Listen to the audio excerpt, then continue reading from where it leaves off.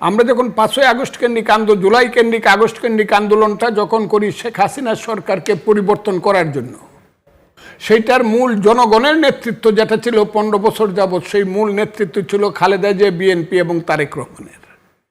জমিটা বিএনপির, রোয়া লাগাইছে বিএনপি, ধান ফলাইছে বিএনপি, কাটছে ছেলেরা এবং আমরা সবাই মিলে এই দেশে।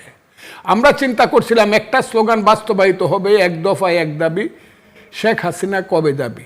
শেখ হাসিনা কবে যাবির পিছনের কথাটা ছিল শেখ হাসিনা চলে যাবে, এখানে একটা গণতান্ত্রিকভাবে একটা নির্বাচন হবে এবং সেই নির্বাচনের মাধ্যমে নতুন সরকার আসবে, নতুন সরকার এসে গণতান্ত্রিকভাবে দেশ চালাবে। কারণ শেখ হাসিনা 2014, 2018 এবং 2024 এই দেশে গণতন্ত্রকে সে হত্যা করেছিল, মানুষকে ভোট দিতে দেয় নাই, সেই কারণে তার বিরুদ্ধে মানুষ খুব বিক্ষুব্ধ ছিল। এটা ছিল আন্দোলনের আসল ব্যাপার। কিন্তু এই 5ই আগস্টের ভিতরে এই যে কালো শক্তি তাদের ছিল যে গণতন্ত্রের নামে স্লোগানকে, এমনকি এই সব মুনাফেকের বাচ্চারা এবং মুনাফেকের দল পূর্ব দিগন্তে সূর্য উঠেছে রক্তলাল গান গাইছে, তীরহারাই ঢেউর সাগর পাড়ি দিয়ে মুক্তিযুদ্ধের গান গাইছে, শেখ মুজিবের বাংলায় বৈষম্যের ঠাঁই নাই স্লোগান দিছে। তখন কালো শক্তি পিছনে ছিল, ছেলেরা সামনে ছিল। 5ই আগস্ট হওয়ার সঙ্গে সঙ্গেই তারা বলা শুরু করলো, আমরা কি শুধু একটা ইলেকশন করার জন্য রক্ত দিছি? এই দেশ আমরা পরিবর্তন করব। কি পরিবর্তন করব? 72-এর সংবিধান থাকবে না। মুক্তিযুদ্ধ কোনো যুদ্ধ না, যুদ্ধ ছিল, মুক্তিযুদ্ধ ছিল 47 এবং 24। মুক্তিযুদ্ধ ছিল গন্ডগোল, ইন্ডিয়া ষড়যন্ত্র করে আমাদের দেশ ভাঙছে, কাজে আমরা পাকিস্তানে ফেরত যাব। সংগ্রামটা তো এইখানে শুরু হইলো, দ্বন্দ্বটা এইখানে শুরু হইলো, আমরা তো শুরু করি এইখানে। 3-4 জেনারেশন নষ্ট করে দিল কে?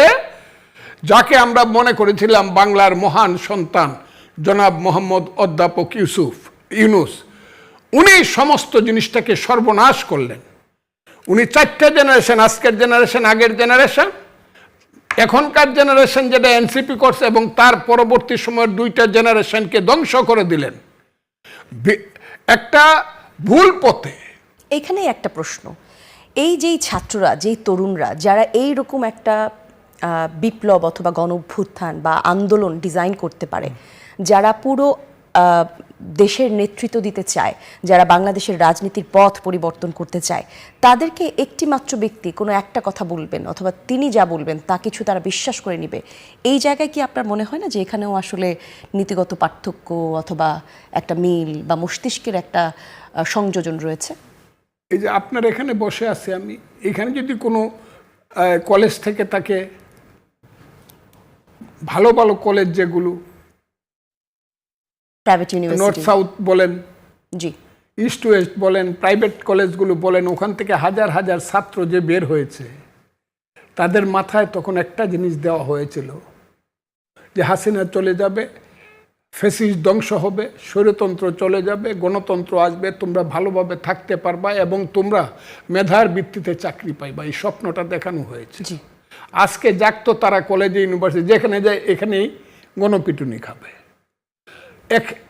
একদিনের ডাক দিলে যেখানে 60 লাখ লোক হইতো, এখন 60 জন লোক হয় না।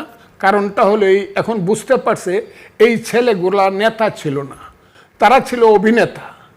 তাদেরকে দিয়ে অভিনয়টা করাইছে কে?